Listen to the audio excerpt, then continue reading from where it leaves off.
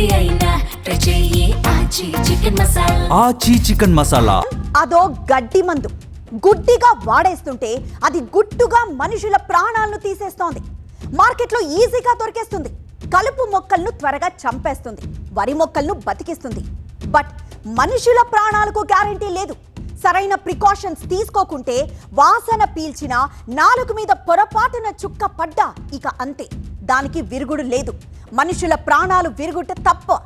అలాంటి danger pesticides తో మన రైతులు రోజు సావాసం చేస్తున్నారు. ఇప్పుడు అలాంటి ప్రమాదకరమైన రసాయనంపై హైకోర్టు కూడా సీరియస్ అయింది. సుమోటోగా కేసును విచారించి కేంద్ర రాష్ట్ర ప్రభుత్వాలను వివరణ కోరింది. ఇంతకు ఏంటా డేంజరస్ పెస్టిసైడ్?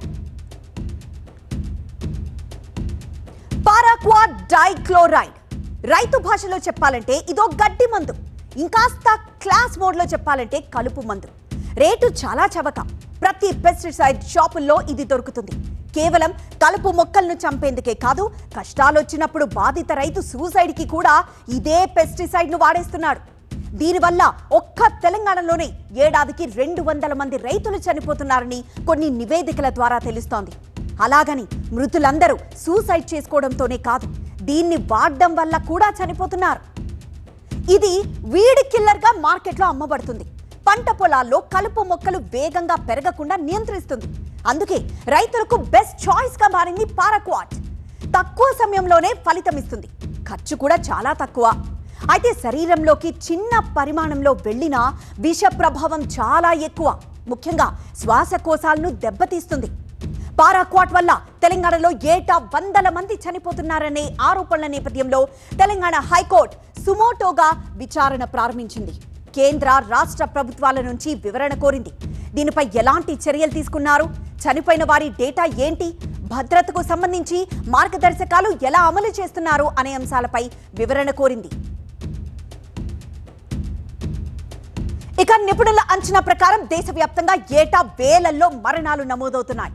మృతుల్లో 95% రైతులే. ఆసుపత్రి రికార్డుల ప్రకారం తెలంగాణలో 100 కేసులు నమోదయ్యాయి. దీని వాడకంపై రైతులకు సరైన అవగాహన లేకపోవడం పెద్ద సమస్యగా మారింది. కొన్ని క్లినికల్ అధ్యయనాల ప్రకారం పారాక్వాట్ తీసుకున్న కేసుల్లో మరణాల శాతం 50 నుంచి 90% ఉంది. అలాగే లేబుల్ సూచనలు పాటించకపోవడం వల్ల ప్రమాదాలు ఎక్కువ అవుతున్నాయి.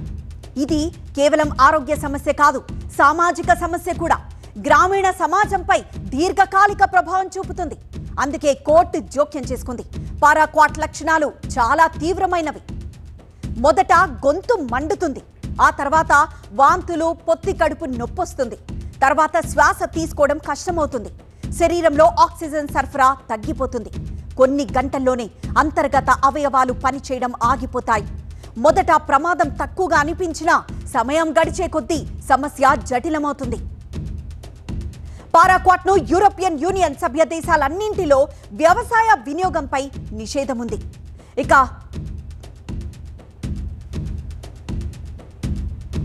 ఇక స్విట్జర్లాండ్ అధిక విషపూరితం కారణంగా స్విట్జర్లాండ్ లో నిషేధించారు. యూకే, ఫ్రాన్స్, జర్మనీ, దక్షిణ కొరియా, కువైట్, కాంబోడియా, శ్రీలంక దేశాల్లో పూర్తిగా బ్యాన్ చేశారు. దీన్ని చైనాలో దశల వారీగా బ్యాన్ విధించారు. ఇక మన పక్క రాష్ట్రం ఒడిశాలో కూడా దీని వాడకంపై ఆంక్షలున్నాయి.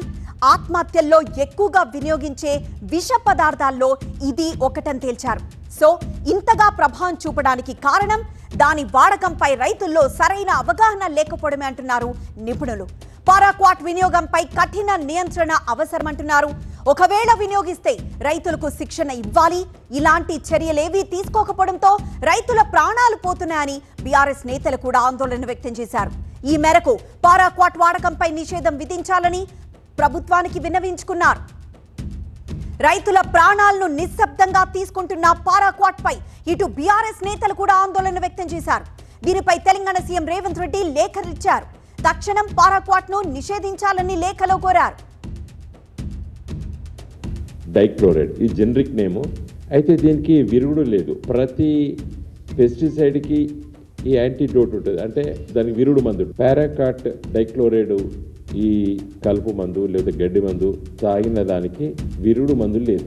నెలకు తక్కువలో తక్కువ 10-20 అయితే తప్పనిసరిగా వస్తాయి సార్ మాకు ప్రతి నెల అంటున్నాం. ఏది చనిపోయినటువంటి వ్యక్తులు పోస్ట్ మార్టం చేసేది యావరేజ్గా 2 రోజులకొకరు ఒక్కొక్క జిల్లాలో చనిపోతున్నారు.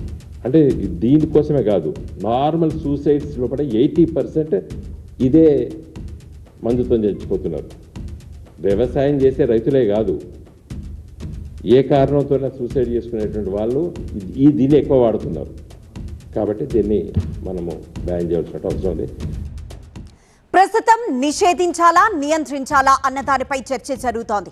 అయితే నిషేధించడమే మంచిదని నిపుణులు సూచిస్తున్నారు. మరి హైకోర్టు జోక్యంతో రాష్ట్ర ప్రభుత్వం ఎలాంటి నిర్ణయం తీసుకుంటుందో చూడాలి. ఐటమ్ ఏది అయినా ట్రై చెయ్యి ఆచి చికెన్ మసాలా. ఆచి చికెన్ మసాలా